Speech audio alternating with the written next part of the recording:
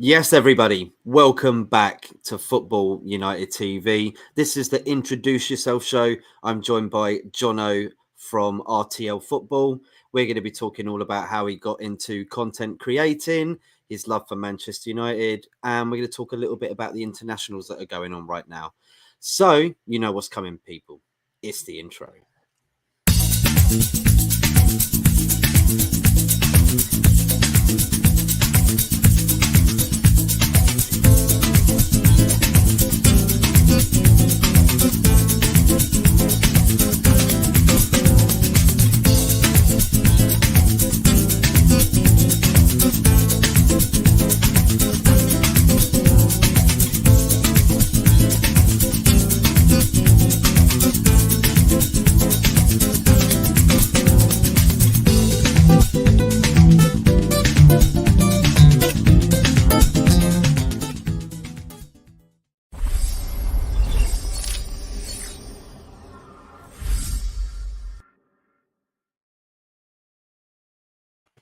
Yes, people, welcome back to the Introduce Yourself show. I'm joined by the special guest, Johnno from RTL Football. Mate, how are you doing? I'm good. Yeah, how are you, mate? It's been a pleasure to be on. It's nice to be on a podcast and not have to do the editing. Yeah, I know, right? Well, luckily, I don't really have to do much editing. I used to back in the day, but yeah, mate, it's really good to have you on. So we pretty much start off with the question, which is all about this show, which is, how did you get into making content, mate? How did the channel start, RTL Football? Where did it all begin? I'll start right from the start. The way the RTL brand started was where the majority of us, it's not all now, but at the start, we were all Football Manager content creators.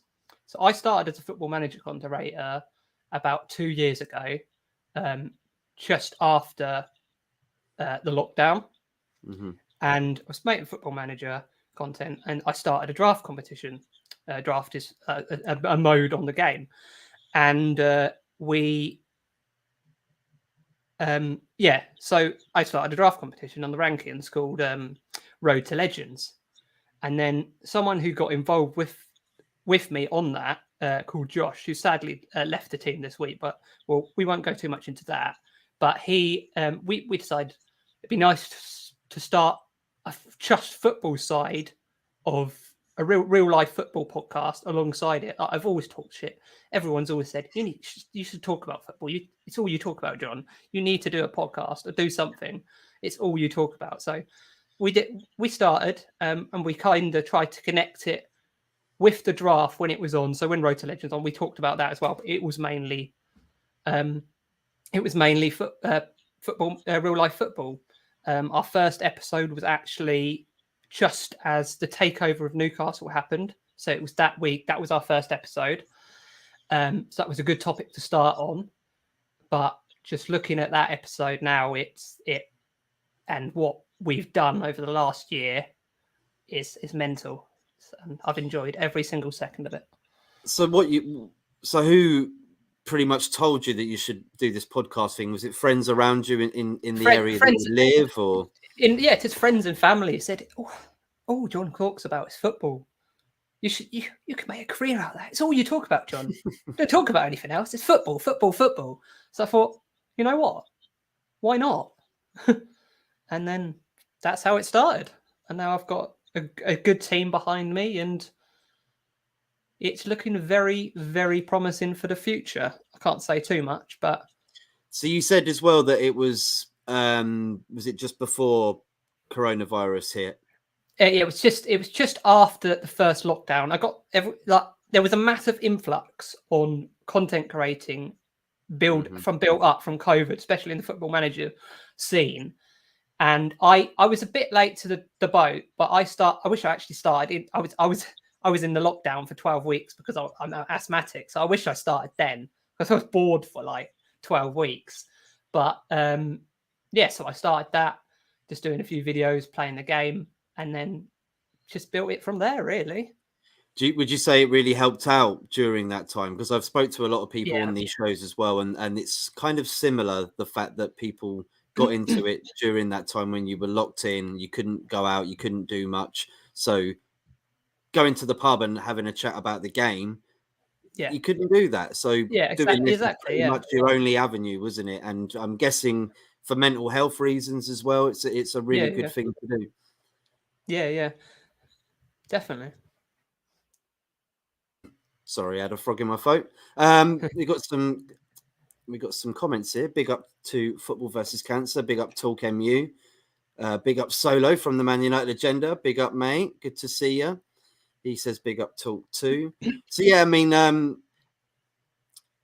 so you said there's things that are in the pipeline that might be happening. What are your dreams for your channel, or whatever you want to do as a career? You said you want to make a career out of it. So what would that entail? I'd love to be able to do that, and pretend Don in chat might know what is in the pipeline. He's part of my draft team. Big up Don Gaming, one of my co-hosts for the draft.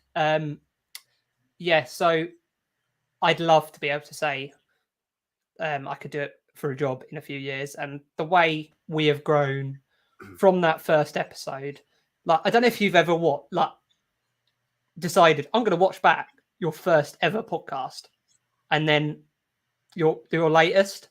And I don't know if you're on the same point as me. It's like at the time we used Discord, we didn't know what StreamYard is. Only reason I found StreamYard was my friend runs a Spurs related podcast. And I went on that as a guest when United were playing Spurs. And from that point, I thought, why are we not using this? Discord's horrendous. Cams are everywhere. Someone drops out the call and then they disappear. It's like, this looks so much more professional. And it's just, that's took us to the next level. A couple of months back, last episode of last season, where we had Bella Safar. I don't know if you know him, famous comedian Bella Safar. He won an award at the Edinburgh Fringe. Okay. So that was a massive guest. We had him, and we had someone called Dr. Benji as well, who's like the head of the table in like the football manager scene. So that's two like big guests we've had on, and we took it from that, and it was that got us. We're part of the Sports Podcast Network, so they as well. So they like promote our stuff, and it's I can't believe what we've done. It's amazing, isn't it? You before you do it, you kind of think, nah, there's nothing ever going to happen from this. I remember when I started doing stuff, and I literally just did it on my own. And people, same thing as you, mate, used to say, why don't you just do it, mate? You like chatting anyway. You like hosting stuff, etc. So why don't you just do something? And just went for it, and it grew stronger. I met more people like Talk MU as well. Big up to him, who educated me on how to do things, etc. I got StreamYard, and it's just great how crazy the journey is, isn't it? Right? Yeah, another one of my. Sorry, mate. Yeah, two of my hosts. Big up Don, one of my co-hosts for the competition, and Up the FM Ducks, part of my draft team, part of my podcast team. Sorry, which I can't believe where we've taken this. Both Don and Ducks will have my back on where we've taken it, and it's I can't believe it really. Yeah, big up to the Don Gaming and Up the FM Ducks. Big up to you. Love the name, by the way. Love the logo as well. It's a great story. Great story for that. You need to check out. We've got he's got like a commentary duck, and that's why he's called Uplift. Because at first he didn't do commentary. He didn't want to be on cam, so he had this duck who was doing all the commentary, and he's part of our podcast. So he introduces the section where it's like, what have you mostly been up to? And he does, this duck is like crazy and just does random shit. But and sorry, I don't know if I'm allowed to swear on it. Yeah, you're right. It's just the F words that really kill. That's all. Yeah. But yeah. Yeah. Well, yeah. Smash the like, share, subscribe if you are new to the channel. Thank you so much for tuning in, everybody. Big up to Maisie as well. Maisie, I completely forgot about our La Ligue des Champions you meant to do. If you're free this week at all, at any time, we can run through the first two games. That'd be brilliant because we do a terrific show together. You should check out them as well. Maisie is awesome. I've vouched for her so much. She's got a great channel as well. Devils United. Johnno, go check it out. I'll check it out. And check out Football versus Cancer, my mate Talk as well. He's charity channels doing really well at the moment. Right. He says Great hi, cause. Maisie. So Man United, Johnno, you're a United supporter. It's nice to Yeah. hear. Yeah. How did you fall in love with Man United, mate? When did that all begin? It's a lot different than everyone else. I was born in South Africa. I moved to the UK when I was 4. My grandma was a massive Manchester United fan. And my aunt, sorry, bless her, she passed away a few years ago, but she was a massive United fan. She's who got me into football. And my dad, my granddad, and my uncle are Norwich City fans. So that's kind of my second team. I've always kept an eye on Norwich City. But yeah, my grandma, my aunt just drilled it into me when I got into the UK, and it's just been a love of mine ever since. It's been a bit painful the last few years, but I think we're on the up under Ten Hag. He's made some good signings.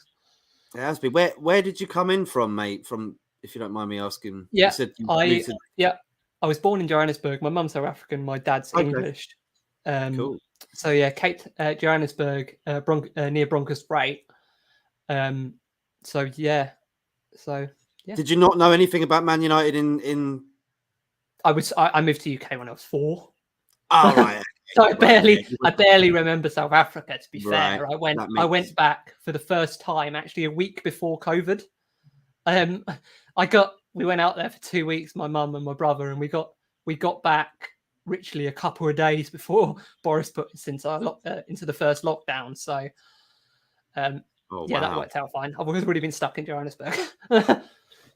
Yeah, but nice heat though, right? Yeah.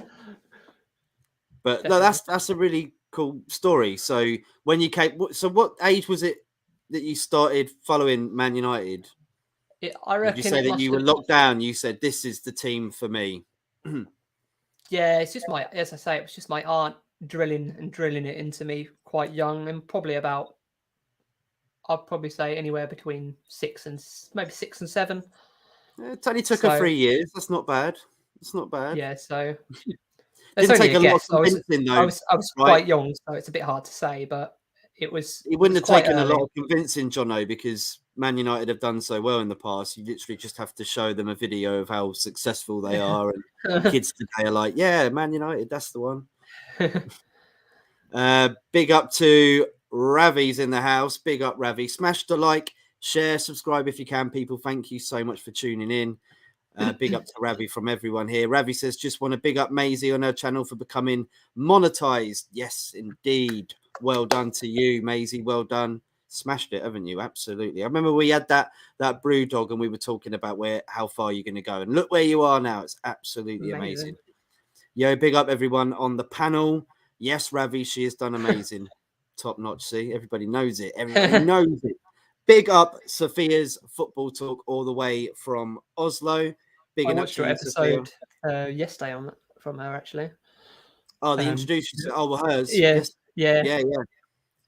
We had her on for the Introduce Yourself show, I think, last week. It was really good to hear her insight on how she started and her love for Man United as well, which is brilliant. Ravi says, Sophia, yo, football versus cancer. Big up to you, Sophia. And Sophia says, big up to everyone. Big up, Stam says, hey guys, big up to you.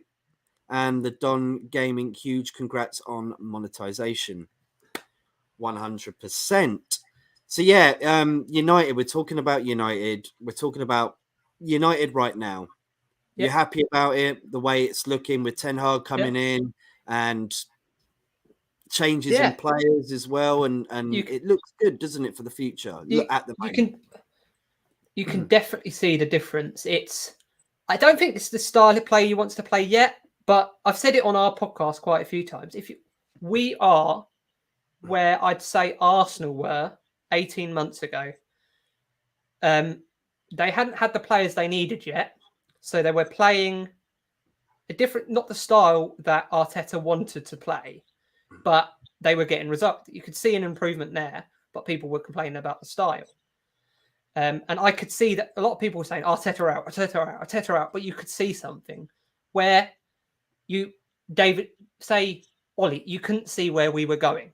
You can it's not the best style of. It's like it is counter-attacking football. That is not Ten Hag ball. If you've watched Ajax, his football isn't that. But he's adapted to what he's got at the moment, and he's brought some great players in. Martinez is a beast. Every single person who said that he's too short. He's too short. He can't play in the Premier League. He's too short. The amount of people, and that anyone who's watched our podcast knows how annoyed that I was at that, because he was like best in the air in the one of the up there in the Champions League last year. It's like crazy the amount of like abuse he got. And I don't know if you saw a comment from Romero, who plays for Spurs, and he was asked who's the best two centre backs in the Premier League at the moment. He obviously said Van Dijk, and the other person he said was Martinez. Wow. And the partner makes that as well. Varane has looked sick. But took Harry Maguire out of that team. It looks completely different. I used to love Shaw, but since that Euros, something happened after Euros. I don't know if it was the loss, but it's just plummeted again. And this new fresh face come in. Bargain of the summer, I reckon, is going to be 13 million from Feyenoord and Malasia. What a signing! Shaw's not getting anywhere near him. No, anytime soon. No. And Eriksen, free transfer Eriksen to replace Pogba. You get rid of Pogba, who's got injured straight away at Juventus and he's out half the season. I could not laugh at that after all this shit. I never wish the worst on any players. But then you've brought in Eriksen, who obviously had a horrendous injury in that Euros. A lot of people didn't think he was going to play again. No. He wasn't allowed to play for Inter because Serie A rules. Signs for Brentford. Massive part in keeping Brentford up last year. Yeah. We bring him in, and he's been amazing. He has been. Do you think that he is the absolute replacement for Pogba, though? Or do you think at the time it was just like he's a great adaptation to what Ten Hag's trying to build because he knows the player, obviously, from Ajax, and thinking of getting De Jong and having to imagine now if we did get De Jong and we had De Jong, Eriksen in our midfield, that sounds very beautiful, doesn't it? Saying that we got, I know he's not played much recently, and that's because Scott's upped his. I've never been Scott's biggest fan. I've never seen what a lot of managers have seen in him. And I know a lot of United fans are on the same page as this. But I don't know if it's that signing of Casemiro, who is like been up there with the best defensive midfielders for the last decade. I think if you were going to build a Dream 11, you'd have to consider him for that midfield from the last decade. I don't know. I think Fernandinho was just a bit better. But yeah, he would be up in the conversation though. Oh yeah, yeah. I mean, how many Champions League he's won? 5 in that time. That's mental. But yeah, I think that's a good season. I think he'll get into the team. I think as soon as Scott, as good as player Scott is, he isn't Casemiro. Let's be honest. I think as soon as Scott does any dip, Casemiro's straight in that team. I think Casemiro should be in anyway, and that's no disregard to Scott, but he's had a lot of time to be able to be that player. I know that Ten Hag's getting the best out of him, and it is good to see because I want to see people fighting for spaces. But at the same time, we bought Casemiro in for 375,000 a week. I want to see him earn his money. Yeah, definitely. Because otherwise, we're just having someone for 375 grand a week sitting on the bench. For what? I think that will come soon because we've got so many games coming up, and obviously you've got the Euros, you've got the games, the World Cup. Sorry, so you've got the games for that you still need to play as well. You've got the postponed games because the sad news that we had last week.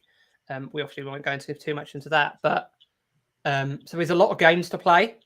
So I definitely think you'll see that transition soon. I hope so. I mean, Europa League as well. We had that little stumbling block against Sociedad, but we picked it up against who did we play last? I can't remember now. the team Real Madrid couldn't beat last year, and they won it. They won the Champions League. Sheriff. Sheriff, yeah. Yeah, so that's good. That's good to see. At least we're getting a bit of momentum on that. But yeah, where do you think Man United will finish then? What's your thoughts if you had to make a prediction? As much as I like Graham Potter, and it's the wrong choice for him, if you're a good up and coming manager, going to Chelsea is career suicide. And I know it's a new owner, but it's very quick. I know it's hard because a new owner comes in and they're gonna want their own manager. Yeah, it's always the way. We always make a joke on when you're playing Football Manager. If you have like someone in the news, it says like, say you're playing at Brentford and it says Brentford are close to takeover. You always joke in your stream that you're going to get sacked because half the time it happens. But I think he should have waited for the England job personally. He would have been perfect for that. Yeah, it's whether it comes or not, isn't it? That's the thing. I mean, you sit and wait and wish for something like that, and it might not ever come. And then the FA love Gareth Southgate too much at the moment. And I do respect what he's done over the last 2 tournaments, but it's just the style of football. He reminds me so much of Ollie. The style of football, what he's trying to do, is identical to how Ollie was trying to set us up. Just think of that midfield. So he's got 2 defensive midfielders in Phillips and Declan Rice, where we had Fred and Scott. And it's so identical the way he's trying to set that team up, and not taking Sancho, who started the season quite well. 13 defenders he's taken. He hasn't taken Sancho. No, and he's taken 13 defenders. Like, yeah, but that's just right back something. Because he has his favourites. We've always moaned about this when it comes to the England squad, haven't we? The fact that we need to get in on merit, and it seems to be like a lot of managers in the past just stay with players just because they feel they can get the best out of them, even if they're not doing good at club level. And I think that's a huge problem. I got some comments here. I just wanted to read out a few because I think there's a question for you, maybe, or something we can bounce upon. Here we go. Sorry, Statics in the house. Hey, Matt and Johnno, big up to you. There's 10 people in the chat right now. If you can smash the like, if you can share it, that'd be great. If you can push subscribe, that'd be perfect. Thank you so much, everybody. It does mean a lot, honestly. Football versus cancer. Yo, Static, big up to you, Static mate.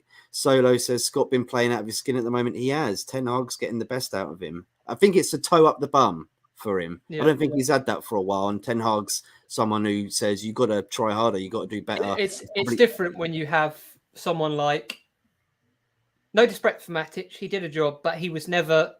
We always got him. He was never that player long term because we got him quite. You could see the decline already when he was at Chelsea, and he did do a good job for us occasionally, but he was never that player. When Casemiro was man of the match in the Champions League last year, when you've got that behind you, you've got to kick up your game. Otherwise, one thing's happening, isn't it? Yeah. I completely agree with that. The Don Gaming says, I wouldn't even have Scott McTominay in the Scotland midfield at present. Wow, that's a big statement. You can't be a Man United starter if that's the case. Neutral Scottish opinion. What are you saying about that, Johnno? Yeah. Start of the season, if I saw that first two lineup. He still was early into the game. I think he just wanted to give. I think the problem about the two first games, he wanted to give a chance to everyone, and it was a fresh start. He played him against Brighton. He played him against Brentford, and they got that fresh start and they just returned to what they did for Ten Hag and for Ranić and Ollie last season, and they lost the spot straight away. Most of the players that we're thinking about, and we've not looked back since. Malacia, Martinez, Ericsson. One player I'm surprised hasn't got a chance is Donny under Ten Hag. Everyone thought that Sure, Ajax right. man, one of the best players to come through the Ajax system. Ajax love him. Coming over from Ajax, he even said that he should play more when he was at Ajax. So it's surprising he hasn't had that. It must be something in training. I don't know if it's his attitude, but I think you'll see him soon just because of the amount of games we've got. But I think if he doesn't kick on this season, he leaves in January or December, I think. Yeah, I completely agree with that. It's a shame. Mama Flossie, big up to you, Mama. How you doing? McTominay works for us right now, but he cannot transition into Ten Hag's first choice style. I agree with that. Hi, Flossie. Big up Luca AFC. Yes, Luca in the building now. How are you, Matt? I'm good. Thank you very much, mate. How are you? Yo, Luca. Static says football versus cancer. Hey, talk MU, I assume. Yes, it is. It is indeed. Hi, football. Like and subscribe. That man's got it down to a T. If you can help us out, thank you so much. Matt, I just shared. Thank you, Static. Thank you so much, mate. We need to get you on Gunners from All Corners at some point as well. Want to hear your opinions on Arsenal. Really do. Thanks for love, people from before. Oh, Maisie, honestly, more than welcome. Sorry. Got to read this out. Scott improved massively. Used to be highly critical of him. Right now, he is in our best midfield. I do agree with it. I've never seen him play like this. I just kind of worry whether he can keep it up. And I think the thing that annoys me, Johnno, is just the fact of how much money Casemiro is on. It's kind of like, it's just kind of, I'm convinced it's just, he played, got to give people a chance. Oh, he stepped up. I've signed Casemiro. I can't drop Scott. He's been up there with our best players. I can't drop it. I want to drop him, but I can't drop someone if they're performing. And no, he's right. And yeah, Maisie, you're right. Absolutely. Gavin Ward says, I think McTominay has just simplified his game. He's not a box-to-box midfielder playing more CDM at the moment, playing to his strength. He's a big lad. I do also think that he's getting it out quicker. Yeah. He used to take 2 touches when he only really does sometimes need to take 1. And his pass last year, his passing, like him and the passing from him and Harry Maguire last season, that was killer so many times. I think Scott McTominay last season was as big of a part in that shamble defense as Harry Maguire. The amount of back passes or just stupid errors he made last season. Crap. Yeah.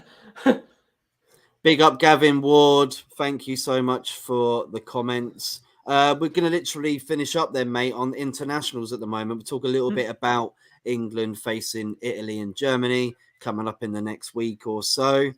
What do you think of this? Is just Nations League, another boring game, or is this getting ready for the World Cup? Is this what we're going to be seeing, fighting for places? It's 2 hard tests.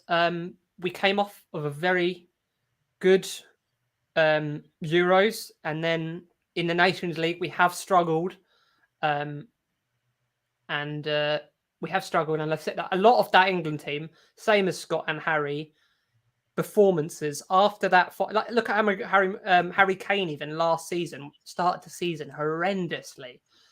A lot of that, and he's not started this season at the levels that we know he can do. Everyone in that team has plummeted form-wise. I don't know if it's a mind game. The only person is Saka, who's moved on and like continued the level he was playing at and maybe improved. the rest of that team is just, I don't know if it was just a disappointment of losing the biggest final they're probably ever playing on a penalty shootout. I don't know if it was that, but something happened after Well, they've all kind of been off, haven't they? Foden's been off, Grealish has been off, Calvin Phillips has been off, Luke Shaw's been off. The Grealish move to Man City was just not the right move. It just doesn't suit them. No, he needs to have more freedom, I think. And with Man City and Pep, he pretty much wants you to do exactly to the book. And he probably wants them to play the simple game, which Grealish, as you know, for Aston Villa was taken down quite a lot, dragged down by the opposition, which meant he had the ball and he was holding onto the ball and doing things with it and moving through gaps and taking risks, which he can't really do that with Man City. But at the same time, he does facilitate for the rest of the Man City players when he does do what Pep asks. And I think that's what they wanted him for, isn't it? It's one player 18 months ago. I would have loved if United signed Jack Grealish. He was tearing it up. He was when I was getting I know we got to the final, but I was getting this team needs creativity, Southgate. Why are you not playing him? He's our best creative player. We even got the chant about it. And he just wouldn't start him over like Foden or someone, and you could see the difference. And something's happened since that, and as we say, well, they just need to up. They need to up their game for the World Cup, otherwise I don't think they'll go far. But this is, as I say, Italy, who we played in the final, and Germany, who we beat in on the way to the final. It's two hard tests. So it'll be an interesting week. I'm looking forward to it. I'm not a massive. I normally watch like the competitions, your World Cup and your Euros, but the Nations League, I'm not normally a massive fan of it because it just gets in the way of club football, and just adds more and more games onto the players, which was another topic. And they just but those two games I am looking forward to, I must admit. Yeah, these are auditions, aren't they, pretty much for the World Cup? So it does mean that players will want to put in a performance. It's not just a friendly. Even if it was a friendly and it wasn't the Nations League, it still would be. Anytime England is playing Germany, it's a massive game. Yeah, exactly. There's a history there. It's always a massive game. It doesn't matter if it's a friendly or what. Exactly. Do you think? So where do you think England could win the World Cup this year? I always am positive, and I'm gonna say yes. They've got the players. They've definitely got the players. Squad wise, if the right squad is selected, England definitely have the team. But it's the tactics and in like playing the right way, using a massive amount of attacking options we have at our disposal, not going defensive. If they do that, definitely they can win it. They got to a final and semi-final in the last two competitions. You've got to put praise on that, regardless. I do think Brazil are ones to look out for. You see their attack, absolutely amazing. And they've got a decent midfield and a decent defense. I know the defense has been a bit dodgy the last 10 years, but they've sorted it all out now. I mean, Brazil are back to where they were in the 90s and early noughties. I'm glad. What I've seen of Anthony at Ajax, I'm glad we've got him before the World Cup, because he's keeping out players in that Brazil team who are not slouchers. And I think if we sitted and got him, say, January, we'd probably be spending over 100 million. And I'm sure Real Madrid, Bayern, other people would have been sniffing around him as well. Because I think he's gonna be one to watch in this tournament. Yeah. I hope so. I really do, because we got him. Yeah. I loved him scoring straight away against Arsenal. That was beautiful. I predicted it. Yeah, I said to someone we was chatting on thingy, I was like, "There's something about Man United players when they have their derby game, and it's an important game as well, that they always seem to score." Rashford did it as well, didn't he? He did, yes, and Martial. Yeah, Martial did it against Liverpool. Yeah. If I was right. Yeah, Liverpool. Yeah. And Rashford did it against Arsenal. There you go, see? That's how it happens. Right, Johnno, we're going to finish up. Thank you so much for coming on. It means a lot for you, for me. Means a lot for us to have you on, and shout out your social media and where everybody can find you. If you can do that for us, please, mate. That would be brilliant. Yeah, I've loved coming on. Really enjoyed it. As I say, nice to come on a podcast and not have to do the editing. But you can find me at quite a few places. Johnno.tv on all platforms. Twitter. I'm not on Twitch anymore because I've changed the channel to the Road to Legends one. But you can find me on Road to Legends. If you like Football Manager, I do Football Manager, run the Football Manager draft competition.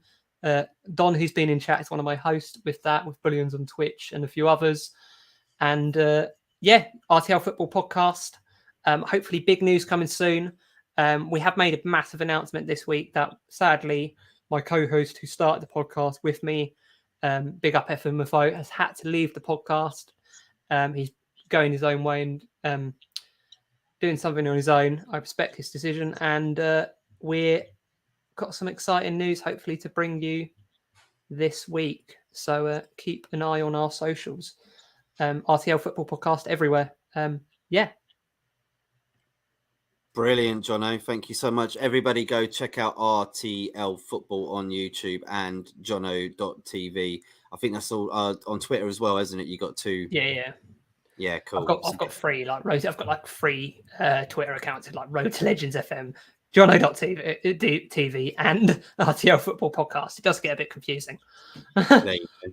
If you want to do that, people, please go check it out. And thank you everybody for tuning in again today. It was amazing having you in. Maisie, let me know about the League des Champions if you want to do that at some point this week, because there is no club football. It's all international. Not as boring as we thought, because these are auditions for the World Cup.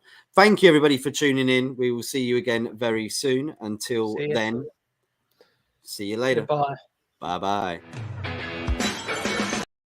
Wait, hang on. I got one more comment. I'm not going yet. Got to shout you out, Mama Flossie. Never going to leave if you put up a comment, mate. Thank you so much for coming in. See you later, everybody. We'll do it again this time. Bye-bye.